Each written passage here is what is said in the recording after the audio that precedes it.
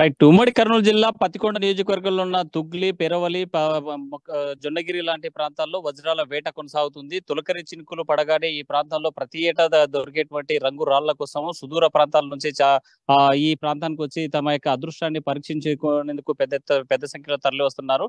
అయితే రోళ్లు పగిలే రోహిణి కార్తీల్లో కూడా ఈ కర్నూలు జిల్లాలో తొలకరి చినుకులు పడడంతో నైరుతి రుతుపవనాలు గతం కంటే ముందుగానే కర్నూలు జిల్లాను చేరుకోవడంతో వర్షాలు కురిశాయి పెద్ద ఎత్తున.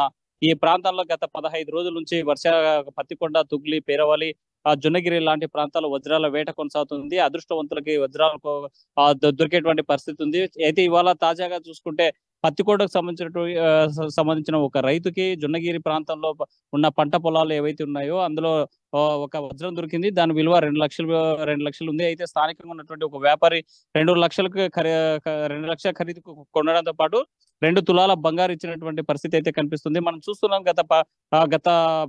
గత కొన్నేళ్ల నుంచి ఈ జొన్నగిరి ప్రాంతాల్లో పెద్ద ఎత్తున వజ్రాల వేట కొనసాగుతుంది. ఈ ప్రాంతానికి సుదూర అంటే ఇటు శ్రీకాకుళం మొదలుకొని కర్ణాటక, తెలంగాణ రాష్ట్రాల నుంచి కూడా పెద్ద సంఖ్యలో తరలి వస్తున్నారు. అక్కడికి వచ్చేటువంటి గ్రామ ప్రజలంతా కూడా తమ పంట పొలాల్లో వజ్రాల వేట కోసం వెళ్ళేటువంటి వారి కోసం హెచ్చరిక బోర్డులు కూడా పెట్టేటువంటి పరిస్థితి కనిపిస్తుంది. ఎందుకంటే తొలకరి చినుకులు ఈ రోజు మృగశిర కార్తీ స్టార్ట్ అయిపోయింది. ముందస్తుగానే విత్తనాలు విత్తేందుకు ఏదైతే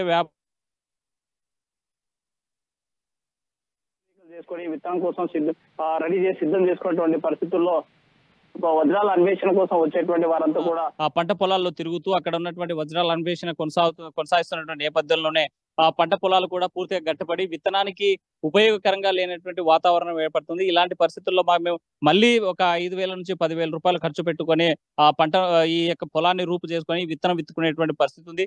దయచేసి ఈ ప్రాంతానికి రావద్దని రైతాంగం కూడా పెద్ద ఎత్తున హెచ్చరిక బోర్డులు పెట్టినటువంటి పరిస్థితి ఉంటే, మరోవైపు పోలీసు, రెవెన్యూ శాఖ కూడా ఈ ప్రాంతాల్లో వజ్రాల వేట అన్వేషించకూడదు, ఈ ప్రాంతానికి రావద్దని హెచ్చరిక బోర్డులు పెట్టినటువంటి పరిస్థితి ఉంది.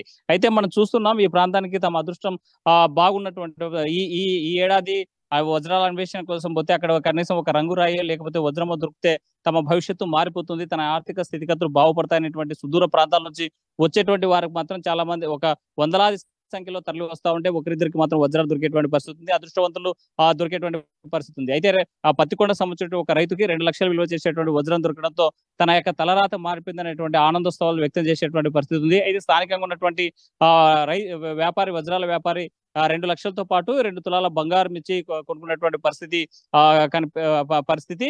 అయితే ప్రతి ఏడాది ఈ ప్రాంతంలో మాత్రం సుమారుగా 40-50 వజ్రాలు దొరుకుతుంది. అయితే ఈ వజ్రాలు దొరికినటువంటి ఏదైతే ఈ యొక్క అదృష్టవంతులు ఉన్నారో వారి యొక్క శ్రమను ఆ వజ్రాన్ని తక్కువ ధరకి కొని మధ్యాహ్నం దళారులు దోచుకుంటున్నారనేటువంటి పెద్ద ఎత్తున కూడా విమర్శలు వస్తా ఉన్నాయి. ఆ వ్యాపారికి మొత్తం అక్కడ ఉన్న దళారులు మొత్తం సిండికేట్ గా మారి దాని యొక్క విలువ ఎక్కువగా ఉంటాయి. అంటే సుమారు ఒక 50 లక్షలు 60 లక్షలు ఉన్నటువంటి ఒక వజ్రాన్ని కొనుగోలు చేయాల్సినటువంటి వాళ్ళు ఒక సిండికేట్ గా మారి కేవలం 5-6 లక్షలు కొనుగోలు చేసి అక్కడ ఉన్నటువంటి దొరికినటువంటి వారి చేతుల్లో పెట్టి చేతులు దులుపుకొని మోసం చేసేటువంటి పరిస్థితులు కూడా ఈ ప్రాంతాల్లో కనిపిస్తుంటాయి.